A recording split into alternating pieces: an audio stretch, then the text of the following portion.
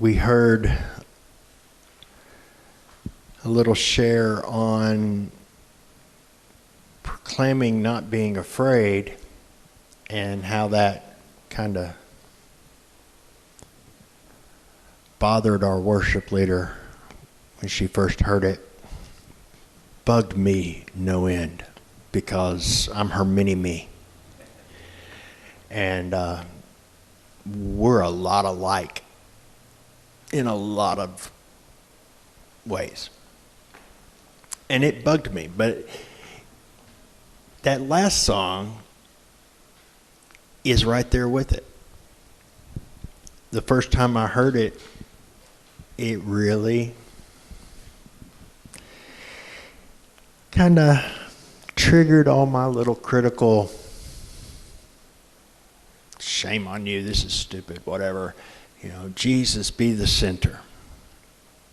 Because my critical mind started ripping it apart. And I was like, you know, the arrogance to act like you could place Christ in the center. I mean, that you could place Christ anywhere is pretty arrogant if you think about it that way. Because Jesus is already the center. He is the focal point, not just of your life and my life, but of everything, the universe. It all comes down to the cross.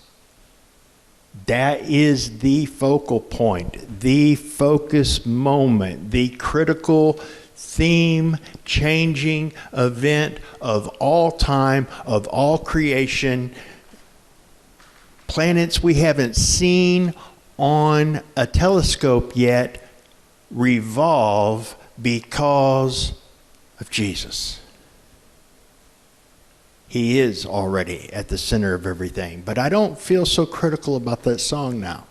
It's a song I really like. And what kind of helped me get there and understand where the person who is worshiping originally with that song was saying was my evening, I guess you would call it a chill period with Leah. We like to watch people cook on YouTube. I say we, and I do enjoy it very much, but I probably never, ever, ever would have done it if it hadn't have been for Leah. But it relaxes her, and it calms her, and we cuddle up, and we watch people cook predominantly Asian street food. All different kinds of ways. And you've got these different shops where somebody is filming people making this food, and a lot of it, I would really love to try it. But these are not professional movie cinematographers or anything like that. This is what would happen if your average person said, you've got a shop. I'm going to film you cooking so that people will see what you do and come, it's generic and amateur. And they use cheap equipment. I know they use cheap equipment because they have no lighting. And you know what a camera has? If you don't really know what you're doing and know how to set it and have a high dollar one, etc., it has a focal point that predetermines where the focus is on that screen. And that is it. But you know what happens if the cameraman or woman points that camera where it really shouldn't be pointed? You can tell by what's going on that what you really want to be doing is seeing what they're doing with this ingredient right here, but for some reason they're pointing the camera over here. The focal point, the focus, the center even if it's not on the center of the frame, of what's going on at that moment is what's happening with this particular thing, and it's out of focus. Because you can't look at it because they're focusing on, somebody's hand or something. It'll make you sick. It'll hurt your eyes because you're trying to put something in focus that isn't in focus.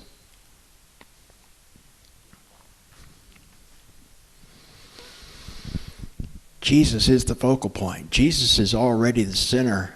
And whether I say be the center or not doesn't affect that. See, it's not about telling Jesus where he can go and what he can do and putting him in any place. It's about understanding that I need to shift my thinking, my heart, my understanding, so that I'm in line with what the creator of the universe says. This is the central theme. This is what we need to pay attention to. Because when I turn and look away to something else, things get fuzzy. I can't get a clear picture. I don't have a clear understanding. I'll get motion sickness trying to wade through something.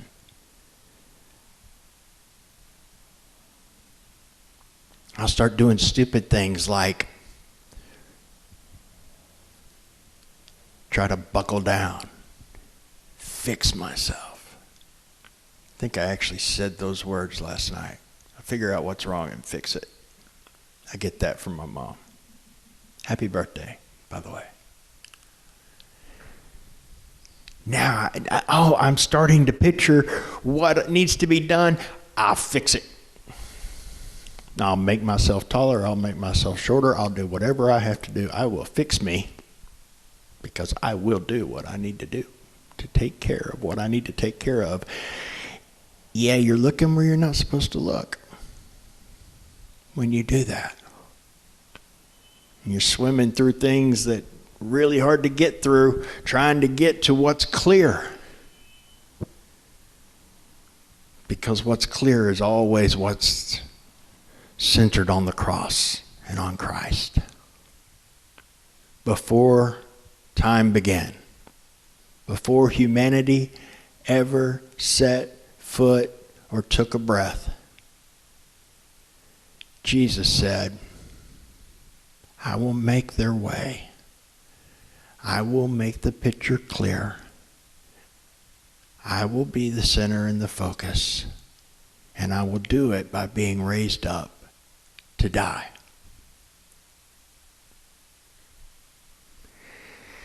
Because I can't fix me and you can't fix you, no matter how determined you are. But if we remember what the focal point is, essentially say, Jesus, be the center of my life, things change. Things change drastically. And the truth is, whether you acknowledge it or not, Jesus is going to be the center. Every knee will bow. There is not one person, being, creature, atom, molecule that doesn't have its existence with the focal point being Christ, whether you acknowledge it or not. There will come a time when all of creation acknowledges his glory, his power, his righteousness, and who he is.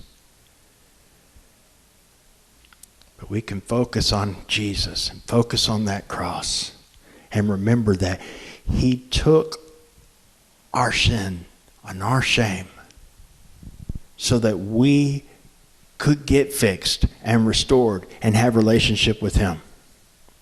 He did it. And as long as our eyes are on him, then what really matters will always be in focus, will always be clear. And you won't get sick trying to fight against the camera to look at something else. So let's remember the cross and the one who died on it, because he didn't just die, but he lives and he rose.